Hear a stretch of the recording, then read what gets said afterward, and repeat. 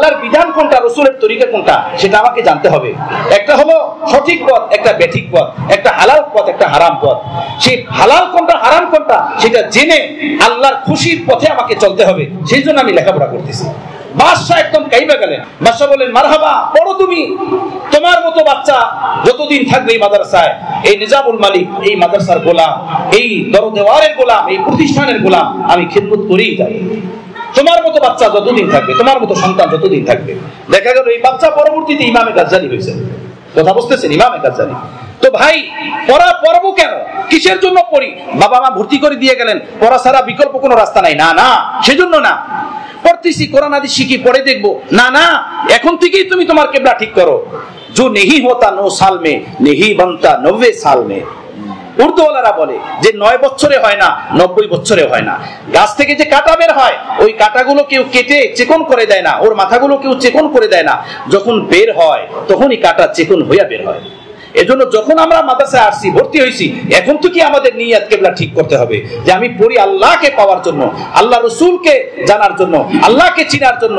এই দুনিয়াতে চলতে হলে হালাল হারাম জায়েজ না জায়েজ অসংখ্য জিনিসের সাথে সম্পৃক্ত হতে হয়। তো বৈধ কোনটা অবৈধ কোনটা সেটা জানার জন্য সেই মতো আমি আমার জীবন গড়বো, আল্লাহর ফরমাবরদারি মতো, রসুলের তরিকা মতো আমি আমার জীবন বানাবো। সেজন্য আমি মাদ্রাসায় পড়তেছি।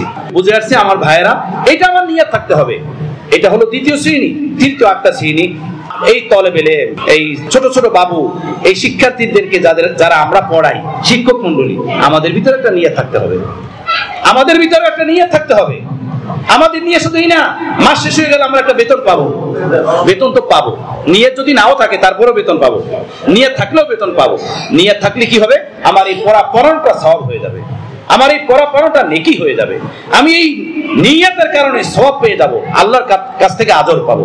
সেই শিক্ষক মন্ডলীর নিয়ত থাকতে হবে কি? সেটা হলো এই কোরআন শরীফ আল্লাহ বলেন, আর রহমান আল্লামাল কোরআন। রহমান ওই জাত যিনি কোরআন শিক্ষা দিয়েছেন। নবী আলাইহিস সালাতু ওয়াস সালাম বলেন যে আল্লামানি রব্বি ফাহসানাত তাদিবি, আমার আল্লাহ আমাকে শিক্ষা দিবেন, কত উত্তম বস্তু আমাকে শিক্ষা দিবেন।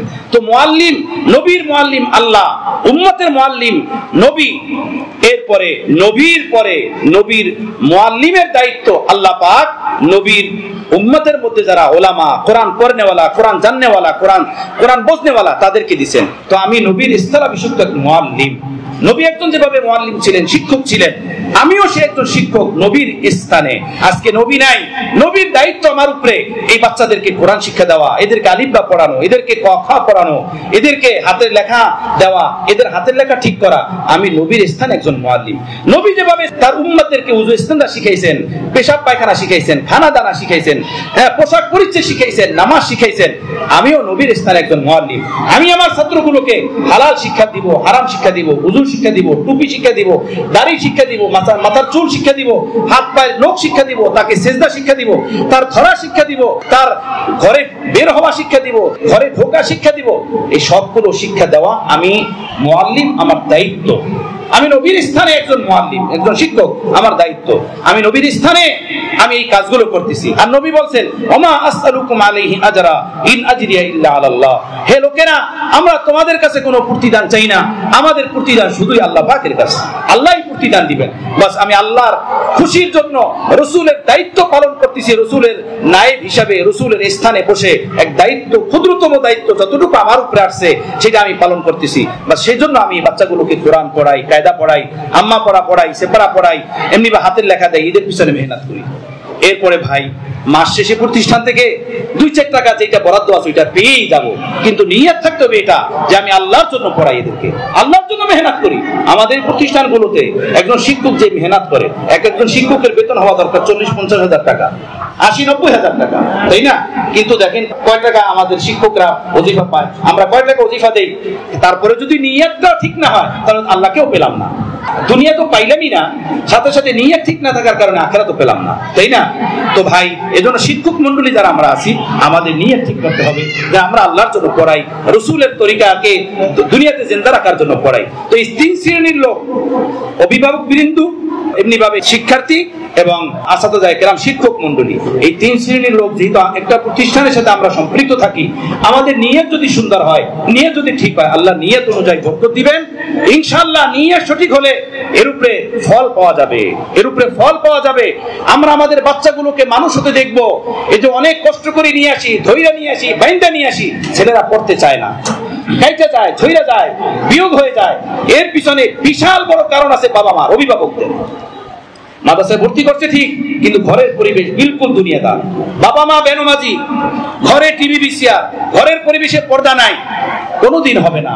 আম গাছ থেকে লেচু কোনোদিন পাওয়া যায় না। আপনি যদি সত্যিকার অর্থে আপনার ছেলেটাকে আল্লাহকে পাওয়ার জন্য আল্লাহওয়ালা বানানোর নিয়ত আপনি করেন, তো আপনি নিজেকে সেভাবে বানাবেন, আপনার ঘরের পরিবেশটা সেভাবে করবেন। যত বড় বড় মানুষ হয়েছেন এই দুনিয়াতে, মুহাদ্দিস, মুফাসসির, গাউস, কুতুব, ওলিউল্লাহ, যত বড় বড় মানুষ হয়েছেন, ইতিহাস পড়ে দেখেন বড় মানুষের সন্তানরাই বড় হয়েছেন। যারা দ্বীনের পথে বড় ছিলেন, আল্লাহওয়ালা ছিলেন, পরহেজগার মা ছিলেন, পাকদামান মা ছিলেন, হ্যাঁ, সৎ বাবা ছিলেন, কামাই সৎ ছিল, খাওয়া সৎ ছিল, জিন্দগি পবিত্র ছিল, আল্লাহ তাদের সন্তানদেরকে মুজাদ্দিদ বানাইছেন, মুফাসসির বানাইছেন, ফকি বানাইছেন, ইমাম বানাইছেন, জমানার যুগ শ্রেষ্ঠ ওলি বানাইছেন। এজন্য আমার ভাইয়েরা, আমার কথার দ্বারা যদি কেউ কোন কষ্ট পেয়ে থাকেন, আল্লাহর জন্য মাফ করে দিবেন। তো আমরা যারা সেই মানুষ এই প্রতিষ্ঠানের সাথে সম্পৃক্ত, আমাদের সকলের নিয়তকে দুরুস্ত করা। ইন্নামাল আমালু বিন্নিয়াত ওয়া ইন্নামাল ইমরিন মা নাওয়া। মানুষ যেমন নিয়ত করবে, মা নাওয়া, যেমন নিয়ত করবে সে তেমনটাই পাবে। ফামান কানাত হিজরাতু ইলাল্লাহি ওয়া রাসূলিহি ফাহিজরাতু ইলাল্লাহি ওয়া রাসূলিহি। যে মদিনার পথে চললো, তার হিজরত মদিনার পথেই হবে। সে চলতে চলতে গিয়া মদিনা দেখবে, রওজা আকদাসের সামনে দাঁড়াবে। আর যার ওমান কানাত হিজরাতু ইলা দুনিয়া আও ইলা ইমরাতিন ইয়ানকিহুহা ফাহিজরাতু ইলা মা হাজার ইলাইহি।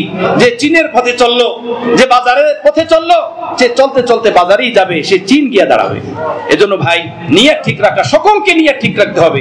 সকলের নিয়ত যদি ঠিক রাখি, তো অবশ্যই এর একটা সুন্দর ফল আমরা সকলে দুনিয়াতেও পাবো, আখিরাতেও পাবো। আল্লাহ মেহেরবানি করে কবুল করেন, আমাদের সকলের নিয়তকে ঠিক করার তৌফিক দান করেন। ওয়া আখিরু দাওয়ানা আলহামদুলিল্লাহি রাব্বিল আলামিন।